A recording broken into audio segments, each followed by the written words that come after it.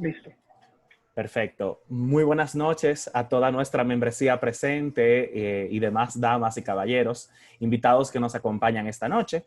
Reciban todos y todas la más cordial bienvenida en nombre de la Junta Directiva del Consejo Latinoamericano de Estudiosos de Derecho Internacional y Comparado, capítulo República Dominicana, COLADIC-RD. Mi nombre es Ángel González García, soy presidente de esta Junta Directiva 2020-2021 y para nosotros es un grato honor tenerles en esta actividad. Para los que no nos conocen, COLADIC-RD es una asociación sin fines de lucro de carácter académico, multinacional, no gubernamental y apolítico, fundada con el propósito de encabezar un movimiento de vanguardia que promueva el estudio del derecho internacional y comparado. COLADIC, como organización matriz, fue fundada en la Ciudad de México en el año 1994 y cuenta con capítulos en distintos países de la región. El capítulo para República Dominicana se fundó en el año 2001 y desde entonces ha sido referente en la promoción y el estudio del derecho internacional y comparado. En la noche de hoy realizamos nuestra tercera entrega del Círculo de Análisis de Sentencias que organiza esta Junta Directiva y conversaremos sobre la emblemática sentencia de la Corte Interamericana de Derechos Humanos relativa al caso Velázquez Rodríguez contra Honduras sobre los aspectos de fondo de fecha 29 de julio del año 1988. Esta actividad es una muestra de los distintos espacios académicos que realiza COLADIC República Dominicana para promover el estudio, el análisis y la buena comprensión del funcionamiento del derecho internacional y comparado. Como hemos indicado en nuestros distintos círculos de análisis anteriores, la Junta Directiva ha adoptado la decisión de programar las actividades académicas de la asociación de manera trimestral, siendo esta la primera del trimestre octubre-diciembre de este año, que está siendo contabilizada por la Junta Directiva como parte del mínimo del 60% requerido para que al miembro activo se le expida un certificado de participación que avale su presencia en estas actividades de capacitación. Asimismo, informamos que estamos grabando esta actividad, la cual está siendo colgada posteriormente en nuestro canal de YouTube para posterior consulta de cualquier persona interesada. Deseamos agradecer la presencia y la contribución de nuestra moderadora del día, la licenciada Ann Gómez, quien es profesora y a la vez directora de la Escuela de Derecho de la Pontificia Universidad Católica Madre y Maestra Campus Santiago y miembro activa de COLADIC-RD, quien nos ha colaborado en la comisión de redacción de Amicus Curiae con la que cuenta la asociación. Para hablar un poco de la semblanza de nuestra apreciada Ann, ella es abogada egresada de la Escuela de Derecho del Campus de Santiago de la Pontificia Universidad Católica Madre y Maestra.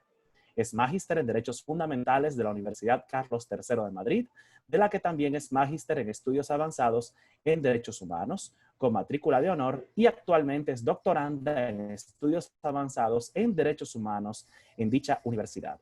Asimismo, es socia de la Oficina de Abogados Dr. Nelson J. Gómez Arias y Asociados, con 14 años de ejercicio profesional.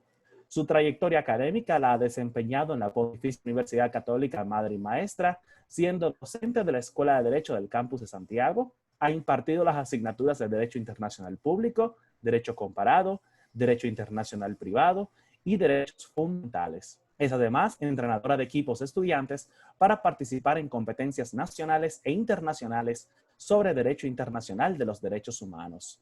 Ha sido miembro del Comité de Internacionalización de la Escuela de Derecho del Campus de Santiago y coordinadora académica de congresos internacionales, así como programas estudiantiles internacionales tanto en Estados Unidos de Norteamérica como en Europa. Ha sido panelista y moderadora en diversos conversatorios, paneles y workshops nacionales e internacionales. Ha colaborado en la Clínica Jurídica sobre Discapacidad y Derechos Humanos, de la que fue cotutora en la Universidad Carlos III de Madrid. Es codirectora de la primera publicación científica de la Escuela de Derecho de la Pontificia Universidad Católica Madre y Maestra, en colaboración con el Instituto de Investigaciones Jurídicas de la Universidad de la Sorbona, París I. Actualmente es directora de la Escuela de Derecho de la Pucamaima, Campus Santiago, y docente en esta universidad a tiempo completo. Por último, pero no menos importante, es miembro activo de nuestra asociación y, como ya indicamos, colabora con nuestros escritos de Amicus Curiae. Muchas gracias, Ann, por aceptar nuestra invitación, por el constante apoyo que le das a COLADIC y también, por consiguiente, a la comunidad jurídica dominicana por tu participación en espacios académicos de esta naturaleza. Acto seguido y sin dar más preámbulos, voy a proceder a explicar la metodología de nuestra actividad de esta noche. En primer lugar, pasaremos la palabra a nuestra moderadora, Ann Gómez, para que nos haga un pequeño recuento de los hechos del caso y su exposición sobre su punto de vista y análisis de la sentencia de fondo de Velázquez Rodríguez. En un segundo lugar, daremos la palabra al público para que contribuya con ese análisis y discusión que va a ser guiado por nuestra moderadora. Y luego haremos ciertas preguntas que nos van a surgir a los miembros de la Junta Directiva para luego pasar entonces a dar unas palabras de clausura. Bien, ya habiendo establecido entonces nuestra metodología, dando estas palabras de bienvenida, vamos a ceder la palabra a nuestra queridísima Ann para que nos ilustre un poco con su exposición. Muchas gracias a todos y todas. Muchísimas gracias, Ángel. Quiero agradecer nuevamente la invitación de estar aquí. A Anderson también por el contacto y el apoyo y el entusiasmo que me ha brindado todos estos días. Estoy súper emocionada de estar con ustedes hoy. COLADIC para mí le guardo un espacio reservado con mucho cariño en mi corazón y de verdad que mis noches favoritas son esas que hay que estudiar Derecho Internacional, pedir pizza, amanecer, y me recuerda muchísimo el encuentro de hoy, todo eso.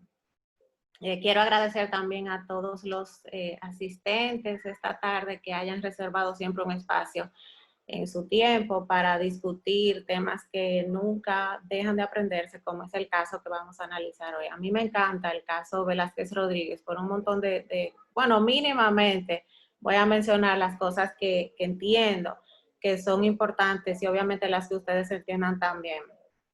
No solo porque da inicio a la función contenciosa de la Corte, sino por la cantidad de precedentes y el establecimiento de un discurso argumentativo que es importantísimo y muy rico, que ha desarrollado la Corte desde el primer inicio, desde su inicio y con este primer caso que vamos a analizar hoy. Entonces yo propongo simplemente un conversatorio iniciado por mí a petición de la directiva de COLADIC, donde voy a destacar 4 aspectos esenciales y en eso me voy a dedicar los próximos minutos, no tanto para dar oportunidad a la discusión, obviamente. En primer lugar, me voy a referir a los orígenes del Sistema Interamericano de Protección de los Derechos Humanos, cómo nace el sistema y cómo nace la Corte Interamericana, que vamos a ver por qué no es casual que el primer caso que llega a la Corte Interamericana de Derechos Humanos se relacione con algo que estaba ocurriendo en la región en ese momento histórico. En segundo lugar, me voy a referir a los aspectos que yo entiendo que son importantes y que de alguna manera demuestran el discurso de los derechos que tiene la Corte Interamericana de Derechos Humanos. En tercer lugar, voy a hacer una breve referencia a los hechos del caso, solamente para situarnos en un contexto de ver qué era lo que estaba pasando, qué se solicitó y finalmente qué decidió la Corte. Y por último, voy a mencionar los 14 precedentes que yo pude identificar en el caso Velázquez Rodríguez, que tienen importancia y se refieren a aspectos sustantivos y procesales también. Entonces, iniciando de por qué, con el primer punto que mencioné, los orígenes del sistema interamericano, pueden tener conocimiento obviamente de qué era lo que ocurría en América Latina en ese contexto. El caso llega a la Corte por una realidad latinoamericana donde existían muchas venas abiertas que reclamaban respuesta normativa, estatal e internacional también. Entonces, ¿qué momento histórico y cuál es el contexto? Obviamente el sistema interamericano nace en el contexto de las dictaduras latinoamericanas, en un momento donde simplemente reinaba la opresión, el ejercicio absoluto del poder y se requería de manera inminente que las personas tuvieran otra vía para poder reclamar el ejercicio de sus derechos, su promoción y protección, y por eso entonces se crea la OEA, nace como ese poder centralizado que podía garantizar todo lo anterior.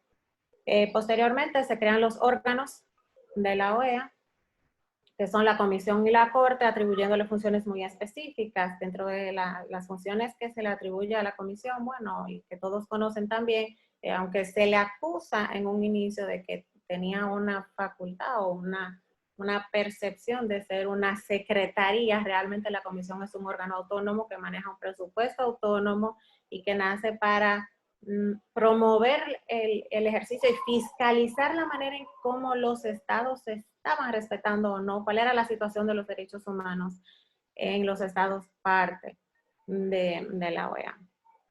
Entonces, inicialmente, el órgano que tiene el protagonismo en el sistema interamericano es la Comisión Interamericana, manteniendo una inercia inactiva total a la Corte Interamericana de Derechos Humanos por 11 años. Luego llega el primer caso a la Corte Interamericana de Derechos Humanos y ahí empieza el desarrollo de la doctrina, de todo primero, y luego después que pasan esos 11 años, la Corte dice, bueno, pues yo espero aquí que me envíen casos, si no me envían. Entonces, si leemos a Pascualucci, podemos entender el por qué en principio no se enviaban casos a la Corte. Y nos cuenta Pascualucci que, bueno, tal vez había una percepción de que una vez que los estados manifiestan esa apertura de pertenecer a un orden supranacional de protección de manera voluntaria, se veía de alguna manera incorrecto que los llamáramos a una instancia internacional para que fuera declarada la responsabilidad internacional del Estado. Pero felizmente ya ese mito fue vencido y llega entonces el primer caso a la Corte Interamericana de Derechos Humanos para dar respuesta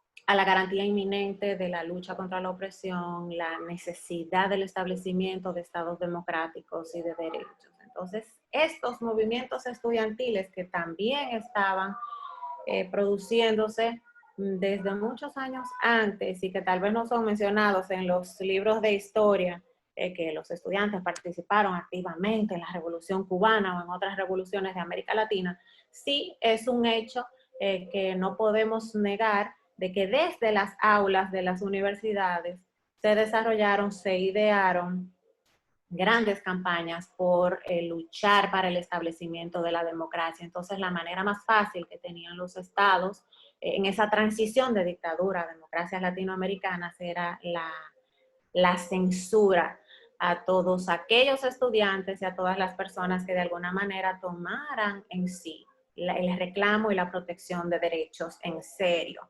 Entonces, en este contexto, yo quiero hacer referencia a que la Corte no es casual que llegue a instancias de la Corte el primer caso relacionado a desaparición forzada de personas, porque era la realidad latinoamericana que se vivía en ese momento y por eso los 3 primeros casos que llegan a la Corte se relacionan con desapariciones forzadas de personas y van dirigidos puntualmente al establecimiento de la responsabilidad internacional del Estado de Honduras.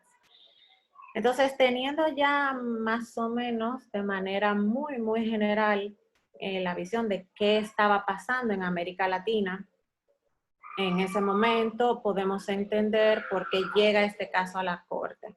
Entonces, porque yo dije hace unos minutos que me parece súper importante la decisión del caso Velázquez Rodríguez, puntualmente por unas cuestiones. Porque la Corte desde el primer inicio, o sea, desde su inicio, establece cuál es la función y el objetivo del derecho internacional de los derechos humanos. La Corte establece, bueno, el derecho internacional de los derechos humanos es un derecho complementario y coadyuvante a los sistemas jurídicos internos. Con eso la Corte le está diciendo, si bien es cierto que Honduras es parte del sistema y de la OEA, no menos cierto, nosotros no perseguimos establecer un derecho totalmente ajeno ni quitarle soberanía al Estado. Simplemente vamos a fortalecer la protección de los derechos humanos de modo que se fue construyendo una noción distinta de soberanía. Ese es el mensaje que la Corte también promueve con recalcar esta función del objetivo que tiene el derecho internacional de los derechos humanos.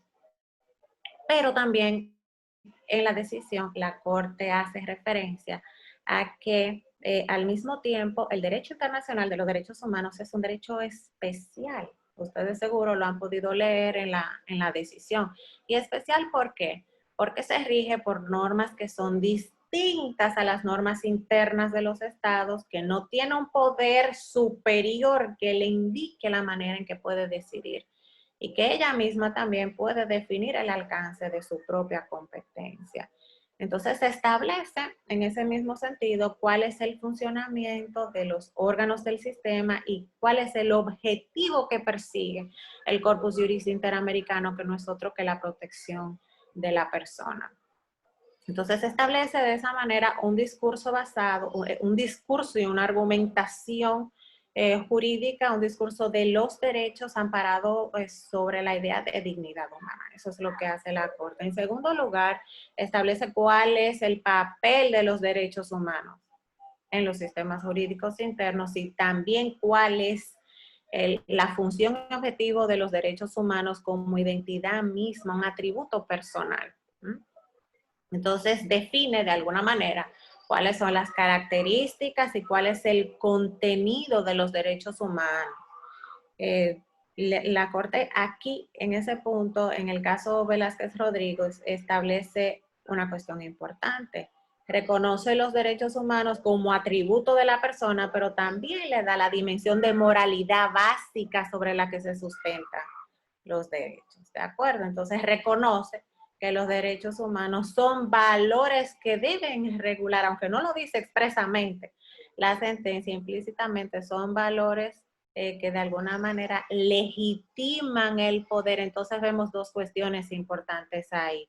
La noción de poder y la necesidad de la existencia de la democracia para el ejercicio de ese poder. De otra manera, no es poder, sino sería, estuviéramos hablando de un escenario que era el que la Corte tenía que enfrentar en el momento que llega el caso, que eran las dictaduras latinoamericanas y la transición a la democracia. Entonces, inexorablemente, los derechos, dice la Corte textual, sí, eso sí, en el caso Velázquez Rodríguez, hacen referencia a la idea de dignidad humana, que es sobre la cual reposan todos los derechos. Y en tercer lugar, el otro aspecto importante es la apropiación de un discurso autónomo fundamentado en el diálogo judicial, en el diálogo judicial con ella misma, porque vamos viendo ahí cómo ella hace referencia a opiniones consultivas que ya había dado a los estados sus opiniones a través de ellas, así como el diálogo judicial internacional, cómo va dialogando con la Corte Internacional de Justicia y también con el Tribunal Europeo de Derechos Humanos. Entonces, así, el discurso de la Corte para mí tiene esa característica también. Aunque con esto yo no quiero decir que el diálogo judicial internacional y el activismo de la Corte sea lineal ni estático. ¿De acuerdo? No es lo mismo establecer una conversación con otro tribunal y que el tribunal acepte ese precedente y que simplemente sea una aplicación inmediata y sin ninguna variación, porque también tenemos que conocer que los sistemas de protección de los derechos tienen distintas teorías sobre la cual desarrollan su discurso y su argumentación. En el caso de la Corte Interamericana es un discurso que se sustenta en controles de convencionalidad, mientras que en el Tribunal Europeo, si quisiéramos poner un ejemplo de otro tribunal internacional, es un discurso en el que el tribunal obviamente garantista y se edifica también sobre la idea de dignidad humana, pero se aprecia o se hace un llamado mayor a la teoría del margen de apreciación, pero eso puede ser una materia de otro conversatorio, obviamente, pero que simplemente me parece interesante y quería decirlo para definir cómo es el diálogo de la Corte con ella misma y cómo es también con otros tribunales, o sea, cómo es su diálogo judicial internacional. Entonces, desde el inicio también la Corte trae a Costa Rica y a la región otras decisiones y precedentes que ya habían sido establecidos en otros tribunales porque simplemente tienen más antigüedad. La Corte de la función contenciosa de esos tribunales empezó primero, obviamente. Entonces ahí vamos a ver cómo ella se refiere a casos emblemáticos que son clásicos, como el canal de Corfú y luego ya que hace referencia también al caso de actividades militares y paramilitares contra Nicaragua, que ya nos hemos estudiado desde la licenciatura y en todos los MOOCs y ya sabemos y no vamos a hablar de esos casos. Bueno, entonces, ¿cuáles son los hechos del caso? El señor Ángel Manfredo Velázquez Rodríguez era un estudiante que fue apresado en un estacionamiento en horas de la tarde. Se identifica por testigos que participaron luego en las etapas en las que se desarrolla el caso, que fue capturado, secuestrado por agentes que parecían ser del ejército, o sea, eran oficiales y luego fue llevado, apresado al segundo destacamento ahí, o sea, que se presume que hubo una actividad estatal directa en el secuestro de Ángel Manfredo Velázquez Rodríguez, fue sometido a torturas a través del interrogatorio que se le formuló.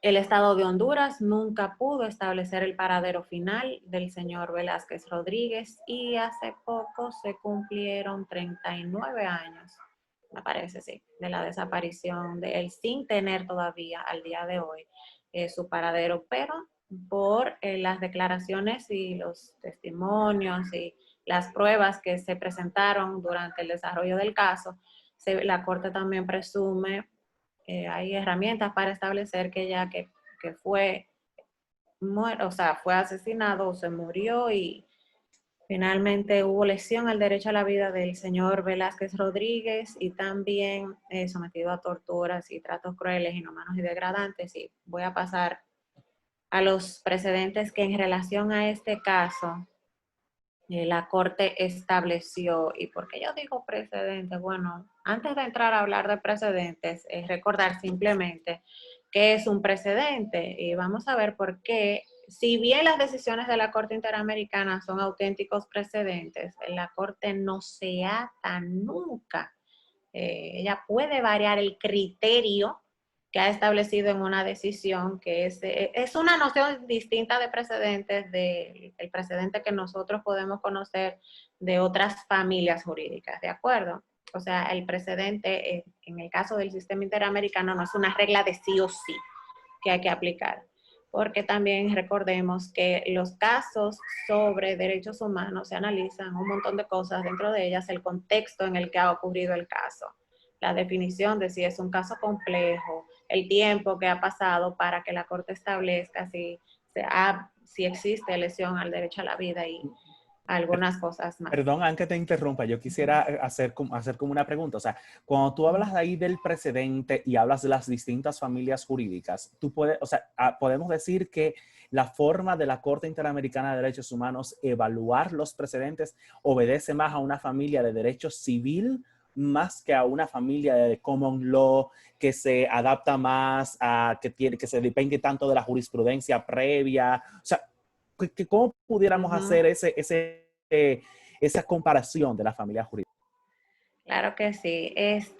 La figura del precedente en la familia del common law, y si quisiéramos adentrarnos en una discusión que obviamente no es la que nos llama aquí, pero tiene que ver mucho con cómo ver las fuentes del derecho, desde la teoría y la filosofía del derecho puro. Y asimismo, ¿qué tipo de filosofía del derecho internacional han aceptado y han hecho suya los tribunales internacionales? Entonces, parecería que el criterio argumentativo desarrollado por la Corte Interamericana se inclina más a la aceptación de principios generales del derecho, no de precedentes como una regla del sí o sí, que es la característica que tiene el precedente en sistemas jurídicos o en la familia del common law, por ejemplo.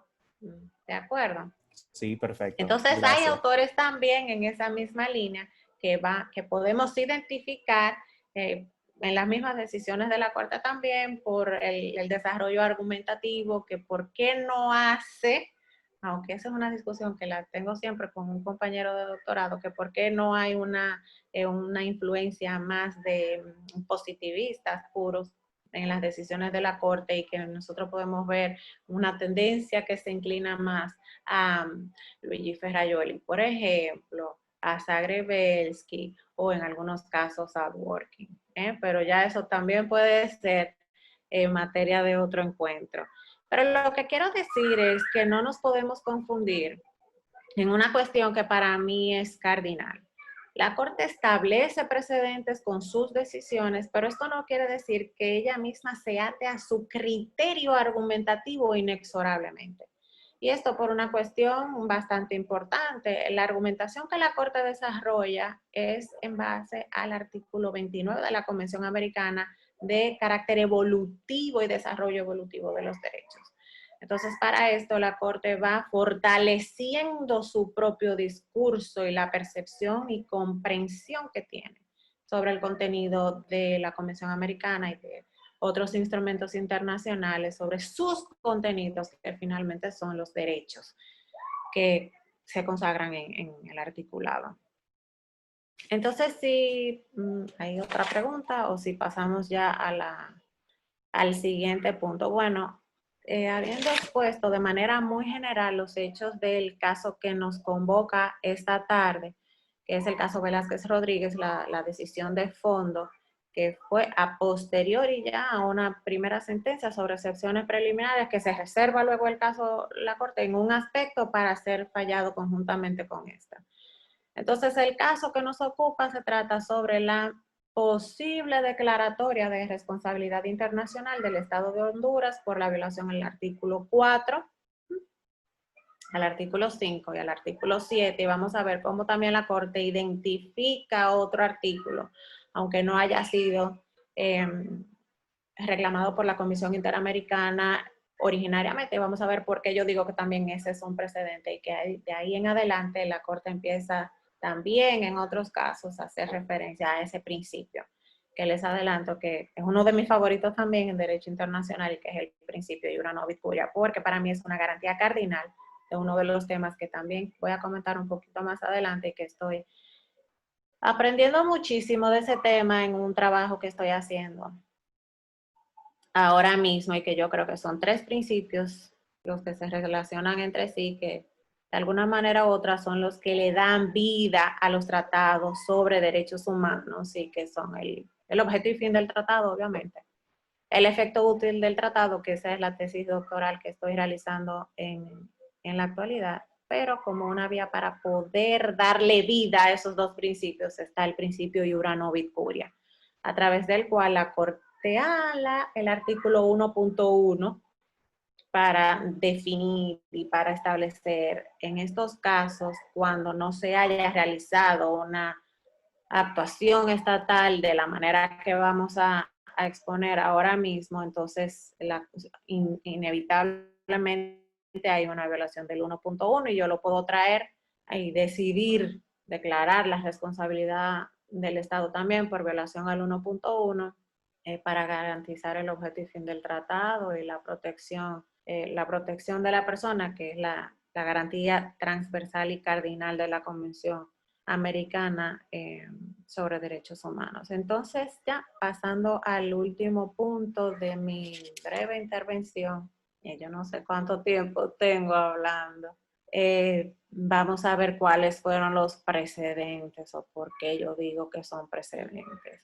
Entonces, ustedes obviamente conocen que existen 2 cuestiones importantísimas. O sea, la Convención Americana sobre Derechos Humanos establece cuestiones sustantivas, que son los derechos propios, y también cuestiones procesales, que son las vías para poder reclamar los derechos o que auxilian en la protección de la persona, que es lo que promueve la Convención Americana de Derechos Humanos. Entonces, el primer precedente que la Corte yo creo importante que establece en el caso Velázquez Rodríguez es el relativo a la carga de la prueba.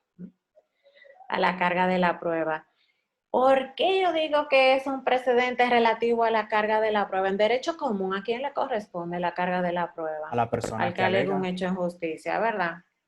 Pero en este caso, la Corte establece que hay una inversión de la carga de la prueba que pesa contra el Estado. O sea, es el Estado el que tiene que proporcionar los medios y la prueba en la que demuestre que realmente tenía los recursos idóneos que pudieran cumplir y hacer efectivos el reclamo de los derechos en sede interna.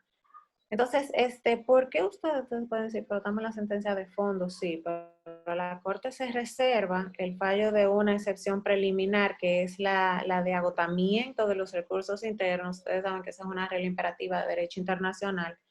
Hay que demostrar que se han agotado los recursos internos siempre y cuando el Estado tenga realmente un recurso, una herramienta efectiva que dé respuesta a las violaciones a derechos humanos. El Estado puede tener un montón de recursos, pero no la persona, la víctima de los derechos humanos, de violación a los derechos humanos, no tiene que agotar todos los recursos existentes en sede interna, sino aquellos que sean realmente efectivos.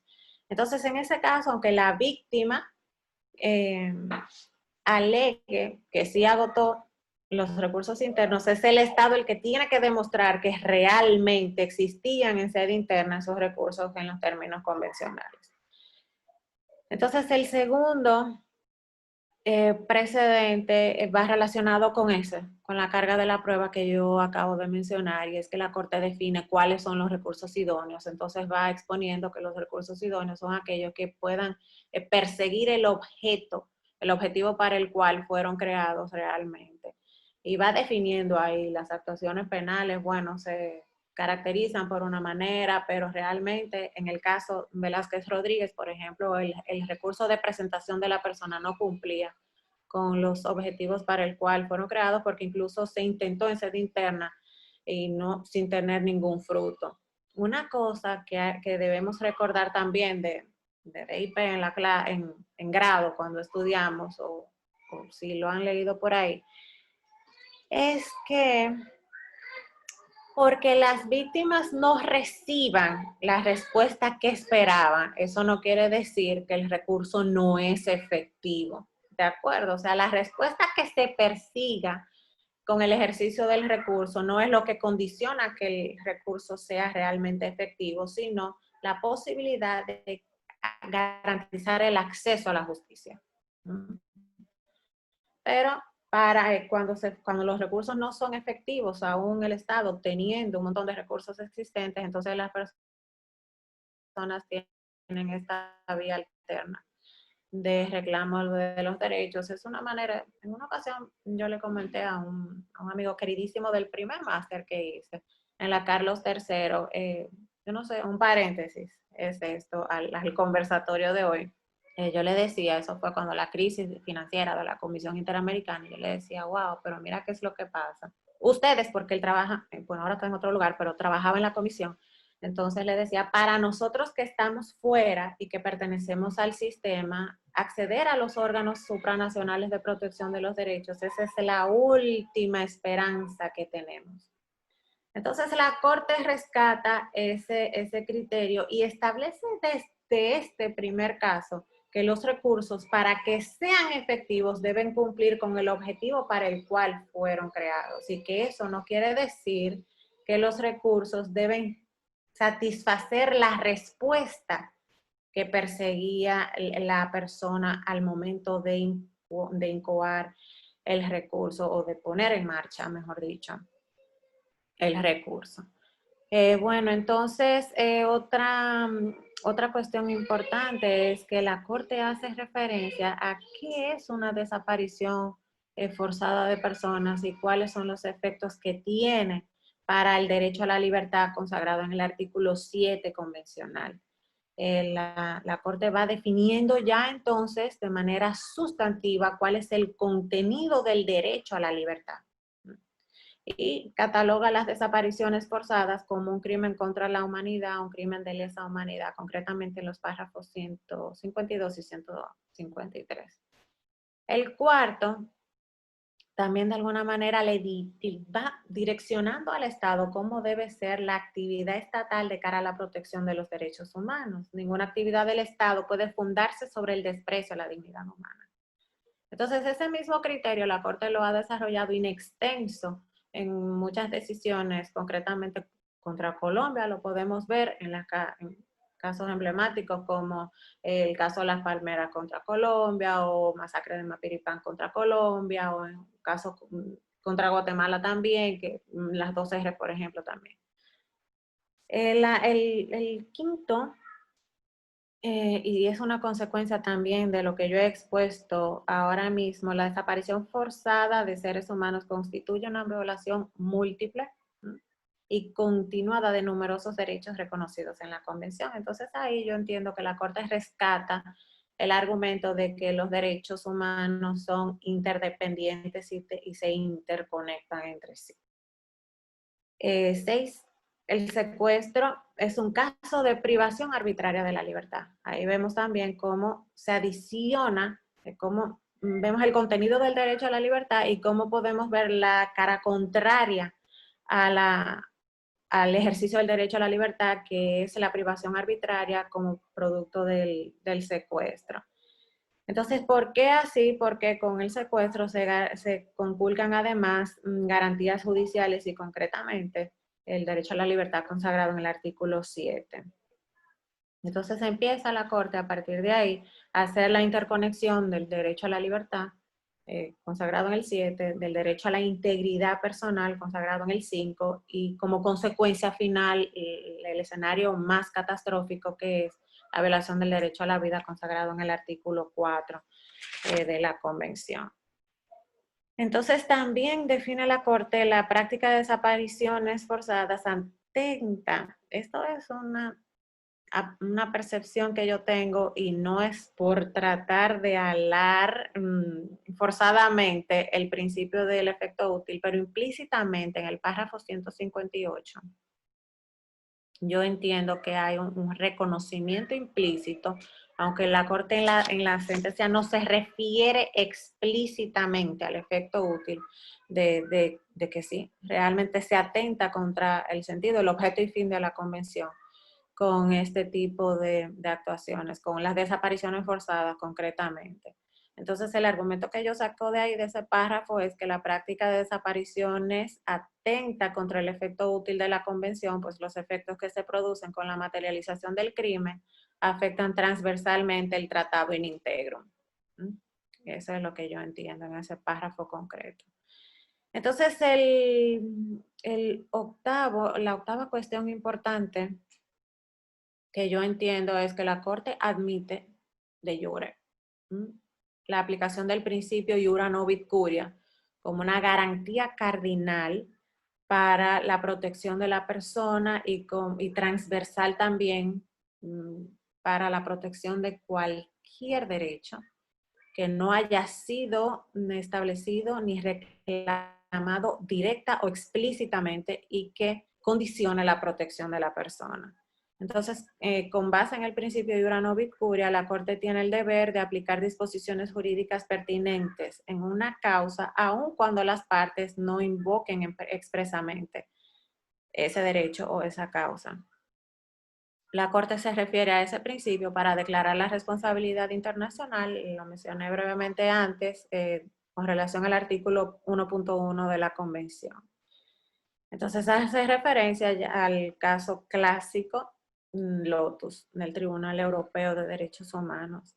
El artículo 1.1, también recordando, establece dos obligaciones que tienen los estados, que son la obligación de respeto y garantía de los derechos, y ahí la Corte empieza a definir cuando hablamos de obligación de respeto a los derechos, y concretamente establece la Corte en este caso, el ejercicio de la función pública tiene unos límites amparados en la idea de dignidad humana, por tanto, la protección de los derechos necesariamente contiene la restricción, la regulación de cómo debe ejercerse el poder estatal. Entonces ahí la Corte trae una opinión consultiva emblemática que es la OC6 de 1986, donde la Corte hace referencia a la expresión leyes en el artículo 30 convencional.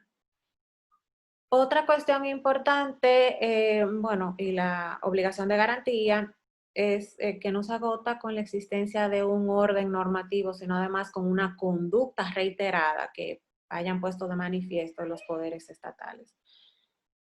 Una cuestión, otra importante, la 10ª, el Estado responde este es el otro precedente, por las actuaciones de sus oficiales en el ejercicio de sus funciones, pero también la Corte dice sí, pero puede establecerse la responsabilidad internacional, aunque originariamente la actuación estatal no haya sido provocada por oficiales, sino por particulares y el Estado no haya cumplido con el deber de debida diligencia o due diligence. Entonces, sí, este es otro precedente que también es desarrollado in extenso por la Corte, en los casos que yo mencioné hace un momento, en el caso de las dos R's, que es emblemático, o de Mapiripán contra Colombia también.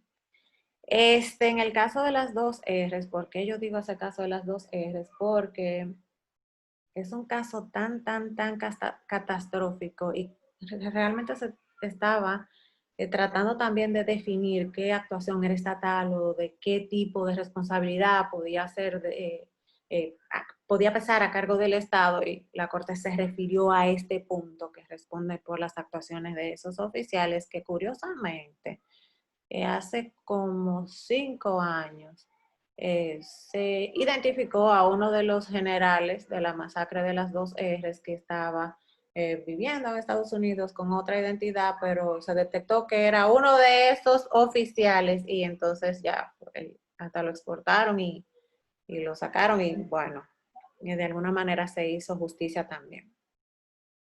Bueno, entonces, otra cuestión importante que establece la Corte es en qué consiste la debida diligencia o due diligence. El Estado en ese sentido compromete su responsabilidad internacional, aunque las actuaciones no hayan sido a cargo de sus oficiales, pero no haya realizado investigaciones serias, no haya garantizado el acceso a la justicia, no le haya prestado especial atención o no haya tomado el contenido convencional en serio, no haya tomado el contenido de los derechos en serio, en sede interna. Párrafo 172 de la decisión de la sentencia Velázquez Rodríguez. 12avo, el Estado tiene el deber jurídico de prevenir e investigar las violaciones a derechos humanos dentro de su jurisdicción. Esa obligación obviamente es de medios y abarca todas las medidas de carácter jurídico, administrativo, cultural que promuevan la salvaguarda de los derechos humanos. En el caso subexámine quedó quedó demostrado el sometimiento a tortura, secuestro, privación arbitraria de la libertad. Obviamente demuestran el incumplimiento estatal, la obligación de prevención, así como la inercia e inefectividad de los recursos que existían. Y que luego impide la reparación, indemnización y sanción a los responsables. El número 13, yo creo que me había referido a esto ya, la desaparición forzada, aunque la Corte no lo menciona así textual, sino que fue lo que sirvió para que en el caso González Medina y otros contra República Dominicana pudiera establecerse la responsabilidad internacional. Sí caracteriza y viene definiendo ya cómo, o sea, qué es la desaparición forzada y qué tipo de crimen es. Y dice aquí la Corte que el deber de investigar, y esto es una consecuencia de que la desaparición forzada de personas es de ejecución continuada, o sea, el crimen se mantiene vigente hasta tanto no se dé con el paradero de la víctima.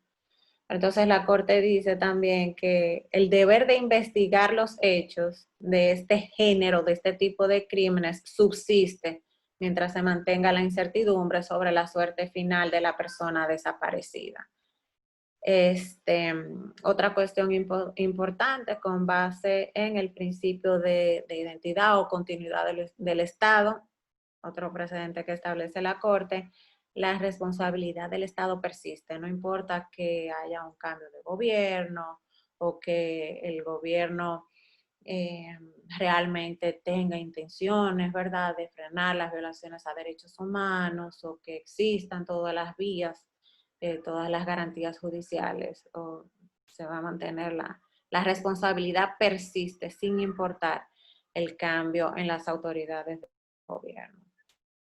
Como quinto, la Corte va estableciendo que necesariamente para dar respuesta, o sea, uno de los objetivos que persiguen las víctimas cuando acuden a a las instancias internacionales es de la reparación y la indemnización.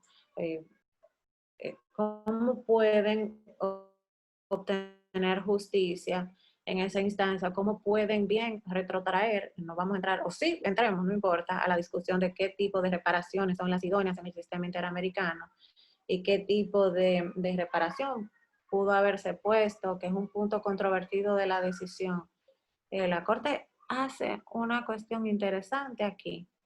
No establece una indemnización de manera inmediata, en el caso Velázquez Rodríguez, sino que le da la oportunidad a las víctimas a que lleguen a un acuerdo en el que también incluya a la Comisión Interamericana. Eso finalmente produjo un voto disidente con el que yo estoy totalmente de acuerdo y entiendo que la intención del juez fue también establecer un tiempo que se le dé respuesta, indemnice rápido a las personas porque no podía imaginarse con una reparación in integrum, de modo que la indemnización aquí jugaba un papel cardinal para la garantía, el establecimiento de justicia a las víctimas en este caso. Entonces, ¿por qué yo traigo el tema de las indemnizaciones y la reparación? Porque una de las cuestiones que se le ha acusado en algunos casos a la Corte es que, ok, tenemos la sentencia de la Corte, pero el Estado tiene un plazo exagerado de cumplimiento de la decisión. En algunos casos hasta de 3 años. Entonces, las críticas que ha sufrido el sistema interamericano en relación al órgano judicial son esas, que hacer después que tenemos la decisión, de qué manera hacer efectiva la protección de los derechos y de qué manera hacer efectiva las reparaciones cuando hay ese margen de discrecionalidad tan amplio de dejar a las víctimas o se les deja en un estado mayor de indefensión o se forma entonces ahí la inercia en el derecho internacional de la que están huyendo tanto las víctimas de violaciones a derechos humanos en sede interna. Entonces, para traer, por ejemplo, algunos casos en los que ha ocurrido lo mismo, los casos de comunidades indígenas, podemos mencionar Yaqui Access, Guayamasa, que el tiempo de cumplimiento y ejecución de la sentencia fue para mí demasiado. Entonces, ¿esto por qué? Porque fíjense que el caso llega a las instancias de la comisión, inicia todo un proceso, puede pasar 5, 6 años, 4, para que el caso llegue a la corte, todo el tiempo que se decida, entonces luego el tiempo que hay que esperar para que se cumpla la decisión. Bueno, con eso yo ya creo que termino mi intervención, el monólogo de hoy, disculpen el tiempo, para dar paso a que conversemos, que me pregunten. Yo sigo estudiando la corte, mi pasión ha sido esa. Con la tesis doctoral yo me leí, sí, eso me costó un montón investigar transversalmente todas las decisiones de la Corte para tratar de demostrar si tiene o no como digo yo, a veces yo misma digo, ay, mi madre, Agnes, ¿qué tú estás haciendo? Entonces, no, para tratar de demostrar si realmente un argumento jurídico nosotros podemos aportar al aprendizaje y continuar aprendiendo también. Entonces, en esa investigación empecé a ver un poco más de Velázquez Rodríguez, de cómo nace la Corte, para entender su razonamiento. Y cuando estaba haciendo esa investigación, que mi director de tesis me dice, bueno, tenemos primero para ver si tenemos un tema bueno, leernos todas las decisiones de la Corte a ver si es verdad que se hace referencia a ese principio que tú tienes interés de investigar. Y yo le dije, ok. Y ahí empecé a leerlo y me di cuenta que realmente desde este caso Velázquez Rodríguez, la Corte estableció su personalidad y su discurso, su argumentación, la noción, la noción de ser realmente un tribunal garantista y protector de derechos humanos. Y yo me atrevo a pensar, aunque no he estudiado todas las decisiones del Tribunal Europeo de Derechos Humanos, que tuvo un criterio muy avanzado, una argumentación jurídica avanzadísima, de la cual ha ido enriqueciendo su discurso, fortaleciéndolo, pero que no se le puede acusar de que su discurso sea utópico, sino que realmente da respuesta a las lagunas que tienen los sistemas jurídicos y lejos de ser un enemigo, es un aliado para la construcción de un nuevo concepto de soberanía y de fortalecimiento del Estado de Derecho y simplemente entender que el derecho internacional de los derechos humanos lo ha tomado en serio. Estoy robando esa cita, pero tiene la fuente.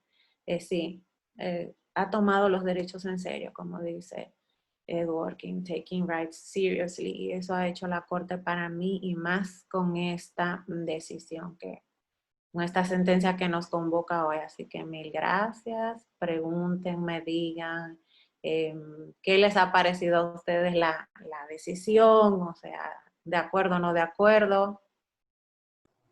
Finish. Excelente, excelente. Muchísimas gracias, Anne, de verdad, por esa exposición tan magistral desde todos los puntos de vista, desde el origen del sistema interamericano hasta los diferentes aspectos que aborda la decisión, que bueno, como todos sabemos, es el que marca el inicio del trabajo de la Corte Interamericana de Derechos Humanos y que por consiguiente establece cuál es el camino que van a seguir las demás decisiones. No sabemos si alguien tenga algún comentario que hacer, alguna intervención de los miembros del público que quisieran intervenir. De los miembros de la Junta también. Sí, queremos darle primero la posibilidad a los miembros del público y a los miembros que deseen participar. Si quieren hacer alguna intervención. Pueden encender De el lo contrario, micrófono. entonces, ¿perdón? Que pueden encender el micrófono. Ah, sí, pueden encender el micrófono, hacer sus intervenciones.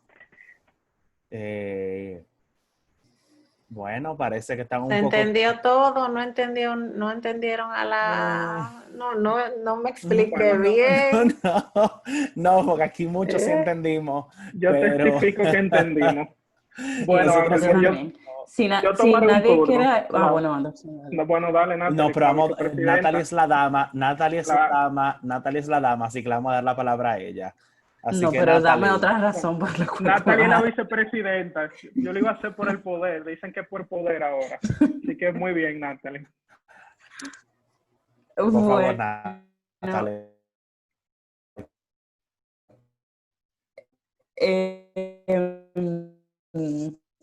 Hola, bueno, Nata, aporte, que no tenía el honor de conocerte. Qué bueno que estemos aquí hoy y conocerte. igualmente, de verdad, yo creo que todos habíamos escuchado este tema que tener. La verdad es que para comentar un poco del caso, yo creo que toda persona que ha pasado por un moot court que tenga que ver precisamente con el sistema interamericano, en algún momento, si uno como que tiene una duda de una pregunta de esas que los jueces te pueden hacer, como ¿de dónde tú sacaste Desde la salida. la salida? Sí. In doubt, tú dices Velázquez Rodríguez. La razón es básicamente, la Corte hizo un muy buen trabajo en desarrollar una línea argumentativa y garante de derechos que sirvió de base para muchísimas cosas. O sea, es muy... Uno puede leer esta decisión y leer las decisiones ahora, y aunque definitivamente ha evolucionado en muchas cosas, la base está clara. Sobre eso quería destacar quería destacar algo y quería hacerte una pregunta para ver qué tú piensas respecto a uno de los argumentos de la Corte. Primero, destacar que una cuestión que creo que es importante también que la Corte destacó, tú lo mencionaste, pero quiero también hablar un poco de esto, es que cuando hablaba del régimen de responsabilidad internacional, de cómo se configura, dejó muy claro que la Corte no está para juzgar la responsabilidad individual. No Claro. es un tribunal penal internacional, ese no es su rol. Y es muy interesante que lo haga porque en esa misma sentencia la Corte incluso llama a la desaparición forzada como un crimen de lesa humanidad. Entonces, a veces la Corte sí como que nada en esas aguas de querer hablar, Ambigüedad. querer Y incluso no hablar habla. de los elementos de crímenes internacionales, pero siempre haciendo la salvedad de que el objeto de hasta determinar si se configura o no un crimen internacional no es para atribuir la responsabilidad individual, sino estatal, evidentemente. Y eso es súper interesante. Y si vemos, por ejemplo, un caso como que sirve muy bien para esclarecer esta diferencia entre las atribuciones de la Corte, aunque evidentemente Velázquez Rodríguez hizo esa aclaración desde el inicio, es, por ejemplo, el caso de las masacres del Mozote contra El Salvador, donde la Corte habla de los crímenes dentro de un contexto de conflicto armado. Pero, evidentemente, sin establecer responsabilidad individual, ese no es su rol. Pero como que sabe muy bien Sí, ¿cuál es su hablar función? sin terminar atribuyendo responsabilidad. Y eso definitivamente se observa desde Velázquez Rodríguez. Entonces, eso es un comentario que quería hacer. Ahora la pregunta, ¿qué te parece respecto? Yo particularmente tengo un tema con la atribución de responsabilidad internacional por violación al derecho a la vida.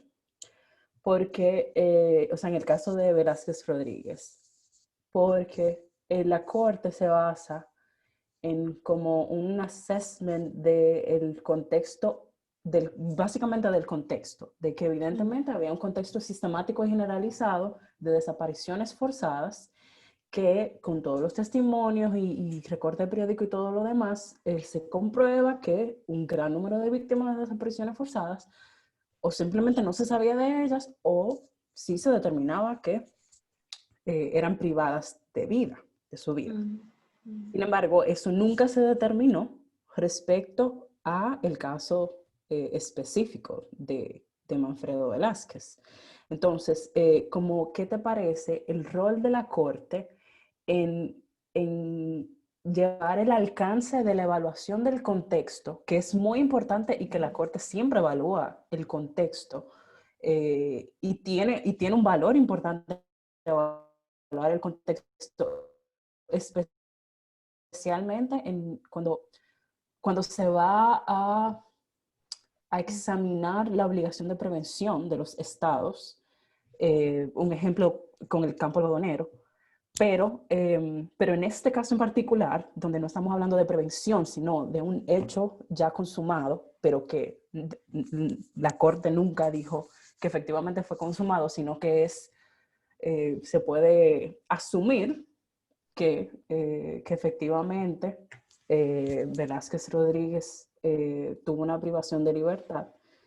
No sé, ¿qué te parece respecto a el alcance de ese argumento del contexto para evaluar, para comprobar que hubo una violación al derecho a la vida?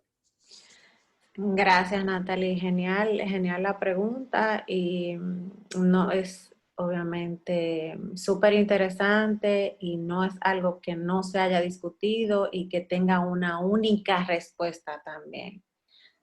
Una de las críticas que ha recibido la Corte es cómo decidir en base a presunciones y cuál es el papel de las presunciones en el desarrollo del discurso y para poder establecer una decisión de carácter imperativo, ¿verdad?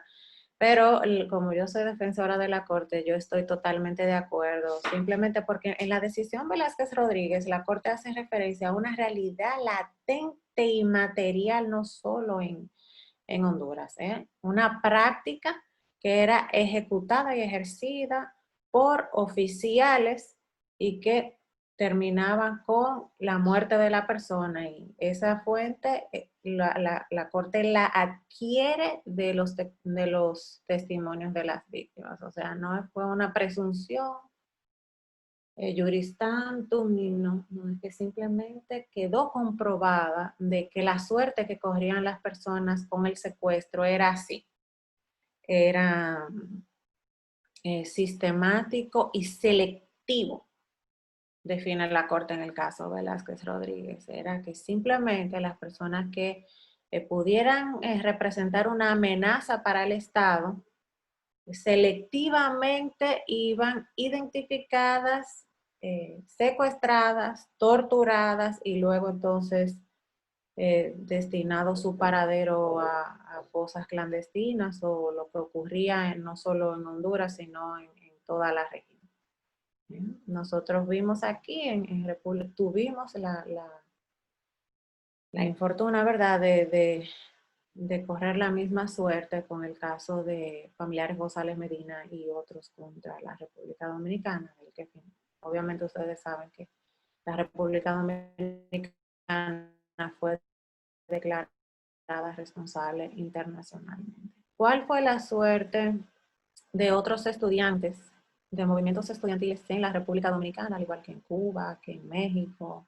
Esa es una historia interesante de leerla un sábado, un domingo, que ustedes no tengan muchas cosas que hacer y que por cultura quieran ver cuál fue el papel de los movimientos estudiantiles en América Latina, y ustedes se van a sorprender de la cantidad de jóvenes identificados y que perdieron la vida por construir democracia y porque nosotros estemos aquí hoy, desde las aulas de las universidades, desde la Pucamaima de aquí en Santiago también, en los 12 años de Balaguer. Un grupo de estudiantes fueron expulsados de la Pucamaima, de aquí de Santiago, porque quisieron tomar el decanato de estudiantes, que ahí estaba la escuela, en ese momento departamento de ciencias jurídicas, y rebelarse contra el gobierno. Entonces fueron expulsados los estudiantes.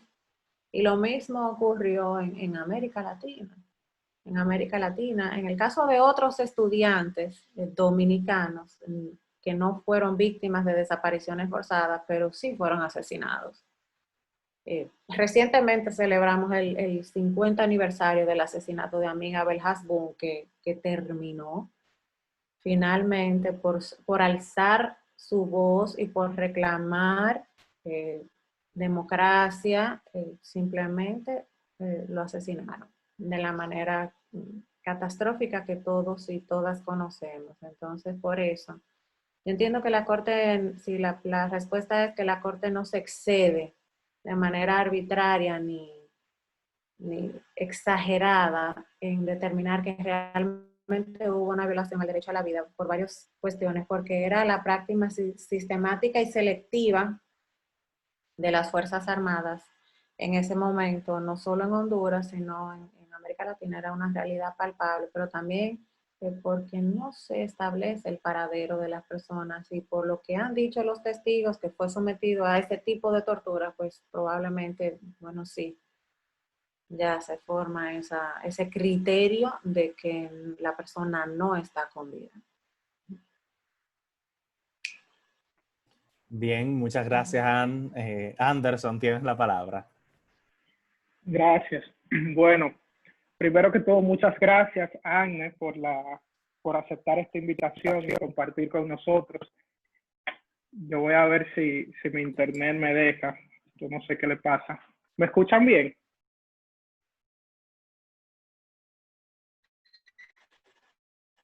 Sí, te escuchamos. Se corta un poquito, pero ahora... Vamos a ver. Bueno, yo he quedado fascinado.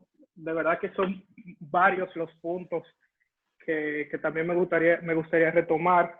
Natalie ya planteó algunos y quiero volver a resaltar, y es esa primera parte donde la Corte se refiere a la naturaleza del proceso. Y que para mí es muy similar cuando ella decía que tenemos siempre en los moot courts como que esa decisión, las hay en todos los sistemas, esa decisión que es como la que sirve para jalar de los moños para todo. Y que también son las decisiones que prácticamente te dicen cuál es la naturaleza, cuál es la aproximación que va a tener este tribunal. Va a ser más un tribunal de familia common law, va a venir con principios como el de Iure et Nova Curia, que es evidentemente un principio de familia romano-germánica, pero al mismo tiempo una valoración del precedente, tanto de sí misma como de otros tribunales, que la verdad no es muy usual en jurisdicciones como la de República Dominicana, previo, claro, está al tema del precedente constitucional, del Tribunal Constitucional y demás. Pero a mí sí me gustaría resaltar que es precisamente, por un lado, esa explicación de, bueno, miren, el proceso es distinto, esto no es un juicio penal, esto es un proceso de responsabilidad internacional en un tribunal internacional y por ende hay cierta flexibilidad.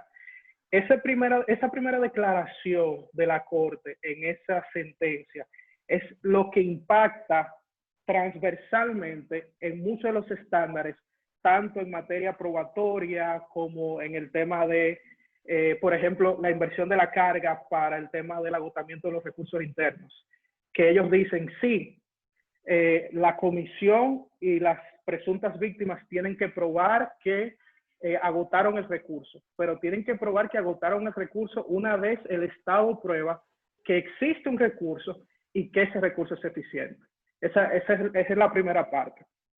Y algo que decía Agnes sobre que el recurso no necesariamente se cumplía o se podía argumentar que se agotó por el simple hecho de ir, era al revés. Ellos decían que no llevaba para que fuera efectivo, que se garantizaba el objetivo que perseguía la persona, ¿no? O sea, que la inefectividad de un recurso no se medía porque el resultado favoreciera o no el objetivo de la persona, sino como garantía real, como una garantía judicial. Exactamente. Sin embargo, si bien la Corte dice eso, al mismo tiempo hay una parte, creo que lo anoté por aquí, que era donde decía, pero ese recurso tampoco no puede ser un recurso que lleve un resultado manifiestamente absurdo o irrazonable. Okay. Y lo decían, por ejemplo, porque el Estado de Honduras quería citar la posibilidad de hacer lo que aquí se llama una declaratoria de desaparición para hacer una declaratoria de fallecimiento, un tema, un proceso como ese. Y ellos decían, esto es manifiestamente absurdo, porque si la familia, si la cónyuge o los demás hacían un procedimiento para declararlo muerto, no iban a dar con su paradero o a recibir alguna indemnización, simplemente se abría el proceso de sucesión y demás. Eso por un lado. Pero al mismo tiempo, a mí me encantó cómo ellos reconocen, porque yo digo que ahí nosotros vimos un híbrido y tiene mucho que ver con el contexto de que la Corte acaba de terminar una presidencia del juez norteamericano. Ahorita le digo el nombre. Entonces nosotros vemos ahí cómo se reconoce que, bueno, hay un híbrido entre el proceso adversarial que tiene el sistema norteamericano y evidentemente el que teníamos en toda la región, que era más inquisitorio. Pero en ese mix que se da, ellos vienen y dicen, bueno, pero hay que flexibilizar. ¿Y por qué hay que flexibilizar? Déjame prender la cámara aquí, estoy en un pasillo de mi casa. ¿Por qué hay que flexibilizar? Porque evidentemente la posición de la comisión, que es en ese caso quien está presentando la demanda, no es igual a la del Estado. El Estado es el que esté en una posición de probar y de proveer a la Corte todas estas evidencias, e incluso la comisión, que trae muchas cosas y alega muchas cosas, su investigación se sustenta en esencia en la contribución y la cooperación que tiene el Estado. Entonces, eso te dice a ti, sí, claro, eso ahora es como quien dice el pan de cada día, eso no se cuestiona, la presunción de las evidencias que aporta la comisión cuando no son atacadas por el Estado, todo eso es como que ya lo damos por hecho. pero si nos retrotraemos a ese momento, estamos hablando de que era un proceso en la región completamente nuevo, completamente diferente, y que nos decía, esta corte es diferente y en qué forma lo era. Un último punto, ya para no extenderme, bueno, son dos, pero lo haré muy breve. Uno es el enfoque de la política sistemática de desaparición, que era tolerada o al menos auspiciada por el Estado, y cómo se acepta el approach, el aspecto que presenta la comisión, de que si bien yo no tengo pruebas de que efectivamente el señor Velázquez fue desaparecido por el Estado, yo sí puedo probar que existe una política de desaparición. Y si yo logro, luego de probar esa política, vincular los hechos de esa desaparición a la misma, pues ya hay elementos suficientes para declarar la responsabilidad internacional del Estado, que era un poquito lo que hablaba Natalie con respecto al derecho a la vida, pero yo lo dejo más en el tema de la desaparición, porque de nuevo decían, si hay una política, ese elemento de política lo que implica no solo que las personas se desaparecen, sino que las evidencias de esa desaparición también son eliminadas y hay toda una conspiración para que no haya evidencia de la misma. Y por último, y esto tiene que ver un poco con tu tesis doctoral, Ángel, es sobre el efecto útil que tú estabas argumentando, aunque no sé en detalle de qué se trata tu tesis, pero sí me llamó la atención cómo el principio de efecto útil del tratado, en este caso una convención de derechos humanos, en el caso interamericano, también es la razón de la justificación de toda la teoría del control de convencionalidad. O sea, al final, traer ese control de convencionalidad en sede doméstica, que los estados puedan hacerlo, es lo que nos garantiza aquí a nivel doméstico que realmente pueda haber una efectividad. O sea, no es esperar a que pasen todo el proceso doméstico, luego quizá algunos 3 años, 4 años, si hay mucha suerte en la comisión, y unos 2 o 3 en la corte, para luego entonces tener una reparación. O sea, parte de la efectividad es que las personas puedan, por los estándares internacionales, tanto por las decisiones como expresamente en la convención, pues que puedan tener una garantía útil y un ejercicio útil de los derechos que están reconocidos en la convención. Así que creo que eso es una idea muy interesante. Si es exactamente la que tú estás escribiendo, pues desde que lo tengas listo, por favor, déjame leerlo. Y bueno, por ahora esa es mi presentación, opinión, preguntas. Muchas gracias. Genial, no decirte que estoy totalmente de acuerdo, Anderson. Realmente tienes razón y comparto todo lo que has expuesto ahora en relación a así que era una práctica realmente sistemática. Entonces la comisión fue muy inteligente ahí en hacerlo de esa manera, en presentarlo de esa manera. Y en relación a lo último del principio del efecto útil, sí, realmente lo que acabas de exponer es el segundo capítulo de mi tesina. Así, ya obviamente ahora estoy abordando otras cosas, pero sí, necesariamente hay que garantizar un escenario estatal que garantice la efectividad de los derechos convencionales y que incorpore al mismo tiempo técnicas de aplicación directa del derecho internacional, y eso solo lo garantiza el Estado constitucional. Ese es el segundo capítulo, y ahí también me refiero a de qué manera lo hace la Corte, y es a través del control de convencionalidad y concretamente luego del caso Almonacid y Arellano contra Chile 2006. Pero sí, ese es el segundo capítulo. Te prometo pasártelo el TFM si quieres ya, para que me des tu visto bueno, o que me diga, quita eso de esa tesis. No te vayas por ahí, pero sí. Si alguien más quiere decir algo. Así es, sin nada de miedo. Sí, señores, Yo veo hablen. por aquí, déjame ver si están todavía algunas chicas. Ah, no, ya se fueron. Ya se fueron, que fueron mis estudiantes y colegas, pero No, yo tengo una pregunta, es una pregunta que es mucho menos técnica que la que presentaron Natalie y Anderson, pero es lo que hemos venido hablando. Velázquez Rodríguez tiene demasiado por donde cortar. Y yo me voy más con el delito de desaparición forzada, que viene siendo reconocido como un delito continuo por parte de la Corte Interamericana de Derechos Humanos y que fue el principal delito por el cual a nosotros nos condenaron en el caso de Narcisazo, González Medina contra República Dominicana. La Corte elabora la tesis de que al ser un delito continuo es uno que se va ejecutando y realizando diariamente, que cada día que pasa que esa persona no aparece, ese día también se sigue cumpliendo ese delito como tal.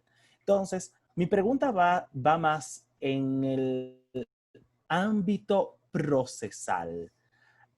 En caso de que yo quisiera accionar frente a una jurisdicción, y yo estoy en el que el tipo penal que se está cometiendo en este caso o la violación a la convención que se está haciendo en este momento es de desaparición forzada, viene siendo un delito continuo. ¿A partir de cuándo se empieza a contar ese plazo para yo poder accionar, de presentar una acción en justicia? O sea, no se puede hablar de que la acción nunca va a prescribir porque el delito se comete todos los días, o efectivamente, aunque el delito se cometa todos los días, la acción prescribe. ¿Cómo se maneja la Corte en ese tipo de casos cuando tiene que recibir una acción, declararla admisible o no, tomando en consideración el hecho de que sea un delito continuo y el plazo para accionar sobre el mismo? Bueno, vamos a ver, y es algo, una pregunta bastante técnica porque tú simplemente acabas de decir por un lado, quién tiene legitimación activa, luego otra cuestión que es súper interesante, cómo funciona el sistema interamericano, cómo se activa, quién tiene la función de recibir, a través de quién puede presentar, en qué órgano del sistema y luego cuándo es realmente que se puede acudir. Entonces, una cuestión es quién tiene legitimación activa, obviamente las víctimas de violaciones a los derechos humanos, pero también hay un caso emblemático. Un caso no, porque no fue un caso, fue una resolución de la Corte. En el caso Viviana, Gallardo, no me acuerdo el año ahora mismo, pero lo tengo ahí en el TFM. Que fue el Estado que presentó.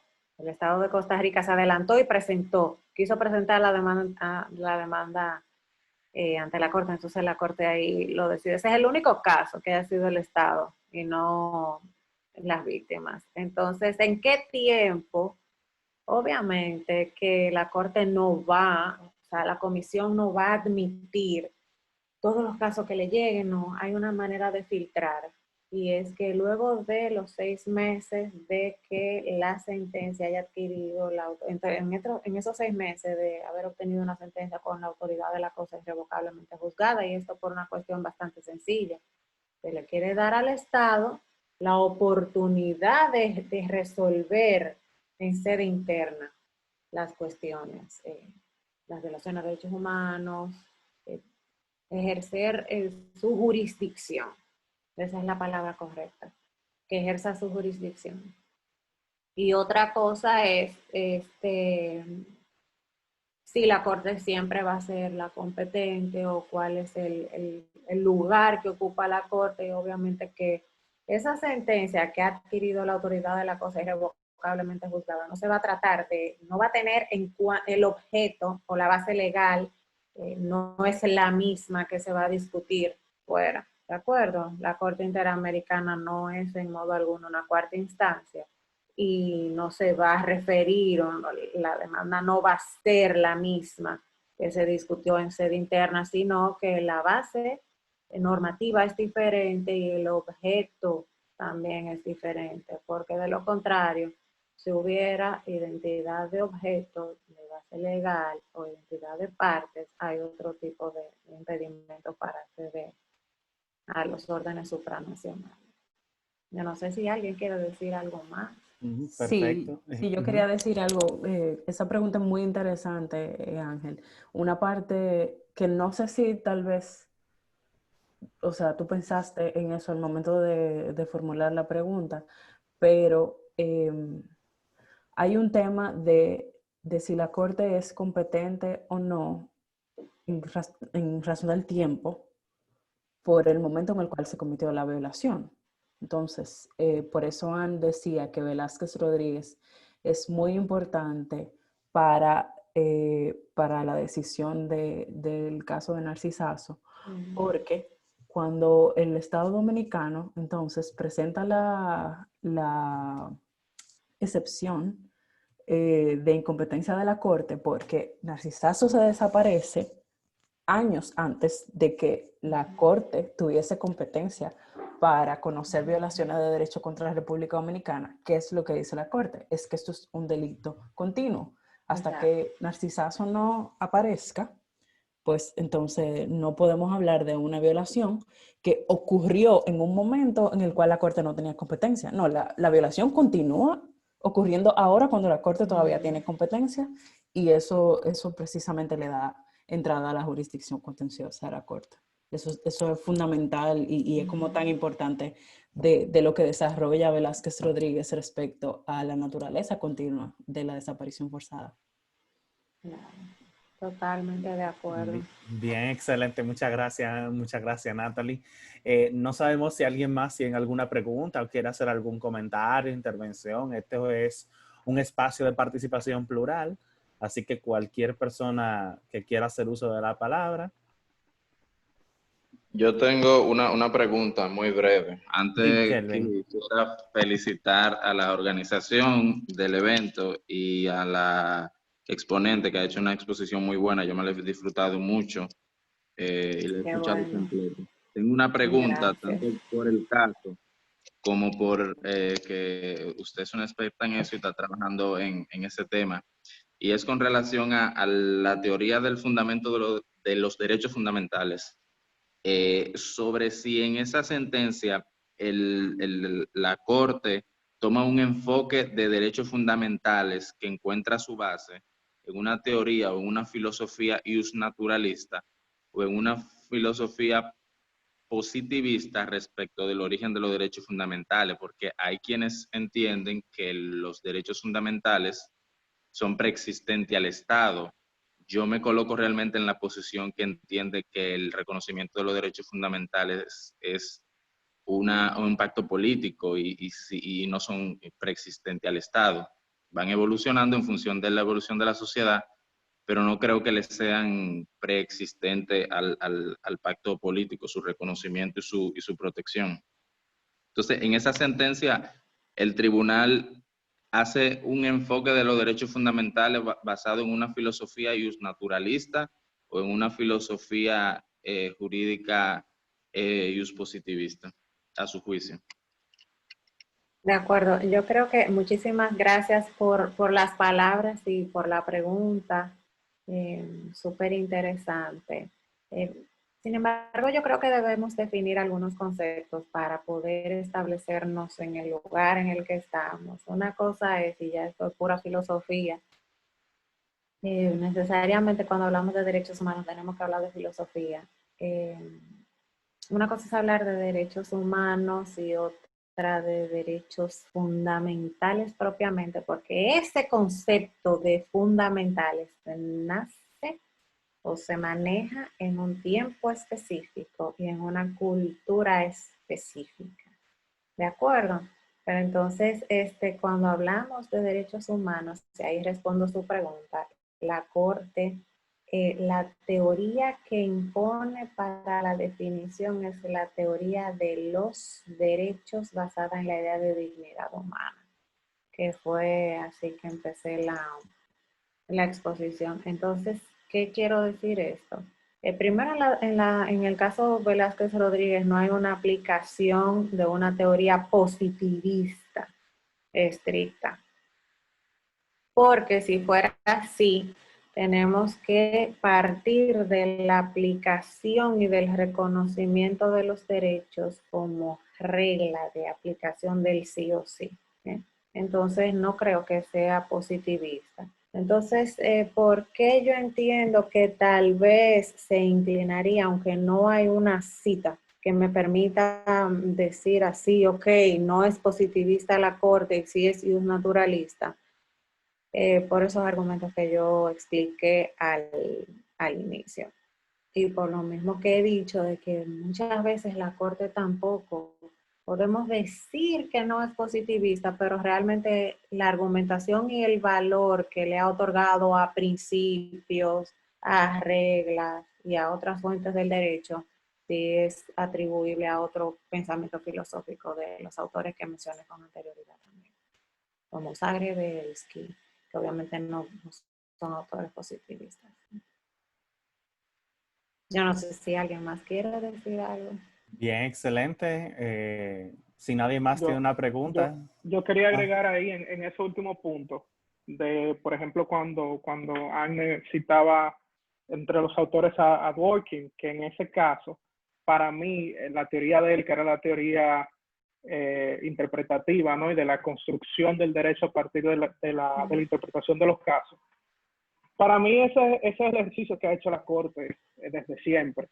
Y esa ha sido una teoría que no se enmarca dentro de esa división clásica de si es positivista o si es naturalista, porque evidentemente no corresponde con ninguna de las dos en términos absolutos. Estricto. Exacto, pero sí lo veo así, lo veo como que hay una construcción, hay también el enriquecimiento de la diferencia perspectiva de los mismos jueces que en ese momento componían la Corte. Es una Corte que yo digo tiene mucha influencia estadounidense, a pesar de que los Estados Unidos no son parte de la competencia contenciosa.